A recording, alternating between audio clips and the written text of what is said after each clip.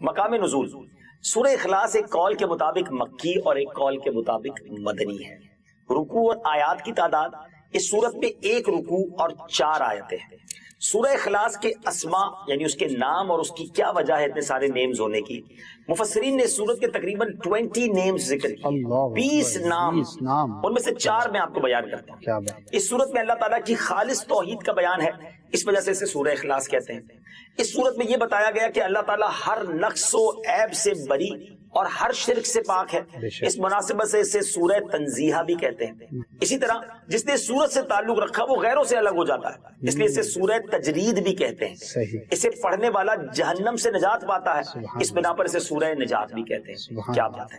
اب اتنی فضیلتیں ہیں، حدیثیں اتنی ساری ہیں اس کی فضائل میں 1-2 حدیثیں آپ کو سناتا ہوں۔ حضرت ابو سعید خدری رضی اللہ تعالی عنہ سے روایت ہے کہ نبی پاک علیہ الصلوۃ والسلام نے ارشاد فرمایا، کیا تم میں سے کوئی اس سے عاجز ہے کہ وہ رات میں قرآن مجید کا 1/3 حصہ پڑھ لے؟ صحابہ کرام علیہ رضوان کو یہ بات مشکل معلوم ہوئی، انہوں نے عرض کی یا رسول اللہ صلی اللہ تعالی علیہ وسلم، ہم میں سے کون اس کی طاقت رکھتا ہے؟ آپ علیہ الصلوۃ والسلام نے ارشاد فرمایا، سورہ اخلاص 1/3 قرآن کے برابر ہے۔ واہ، ایک دفعہ پڑھو 1/3 قرآن کا سبق، 1/3 آف قرآن کے برابر۔ اٹ مینز اگر آپ 3 بار سورہ اخلاص پڑھ لیں، اتنی اللہ کی رحمت ہے کہ پورے قرآن کا ثواب مل جائے گا۔ سبحان اللہ۔ ایک اور حدیث پاک، یہ حدیث بھی بخاری شریف کی تھی، بخاری شریف کی ایک اور حدیث پاک، حضرت عائشہ صدیقہ رضی اللہ تعالی عنہا فرماتی ہے، نبی پاک علیہ الصلوۃ والسلام نے ایک شخص کو لشکر میں روانہ کیا، جب لشکر واپس آیا تو لوگوں نے کہا کہ حضور یہ شخص جو ہے یہ سورہ اخلاص نماز پڑھاتے ہوئے پڑھتے تھے، جب بھی نماز پڑھاتے سورہ اخلاص پڑھتے الحمد شریف کے بعد۔ تو جب نبی پاک علیہ الصلوۃ والسلام نے جب لشکر واپس آ کے یہ بات کی تو پیارے آقا علیہ الصلوۃ والسلام نے فرمایا، اس سے پوچھو یہ کیوں ایسا کرتے تھے؟ اچھا۔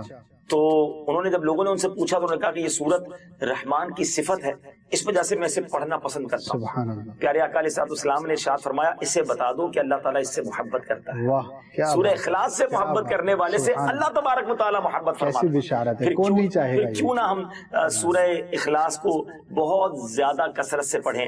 اب سورہ اخلاص نازل کیوں ہوئی؟ سبحان اللہ، اس کے جو بیک گراؤنڈ ہے نا، کمال کا بیک گراؤنڈ ہے۔ اب نبی پاک علیہ الصلوۃ والسلام نے جب غیر مسلموں کے سامنے، کفار کے سامنے اللہ رب العزت کا نام لیا، پیغام دیا، اللہ وحدہ لا شریک کی طرف بلایا، تو انہوں نے طرح طرح کے سوال کیے۔ کوئی کہتا کہ اللہ کا نسب کیا ہے، کوئی کہتا تھا کہ وہ سونے کا ہے یا چاندی کا ہے، لوہے کا ہے یا لکڑی کا ہے، کس چیز کا ہے، کیا کھاتا ہے، وہ کیا پیتا ہے، ربوبیت اس نے کس سے ورثے میں پائی ہے، اس کا کون وارث ہوگا؟